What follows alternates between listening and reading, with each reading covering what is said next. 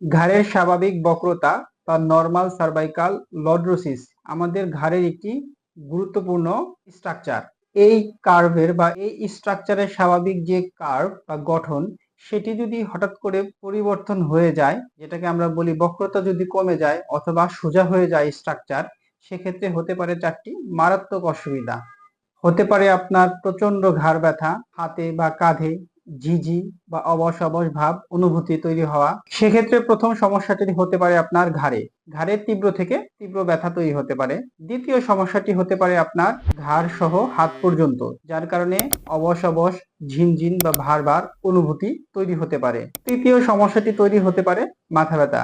আপনার তীব্র থেকে তীব্র মাথা ব্যথারও তৈরির কারণ হতে পারে এই স্ট্রাকচারের পরবর্তী সমস্যা।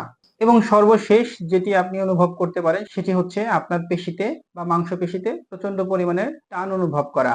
তাই আর দেরি না করে এই ধরনের সমস্যা ফেস করলে দ্রুত একজন বিশেষজ্ঞ চিকিৎসকের পরামর্শ নেওয়াই উচিত। ধন্যবাদ।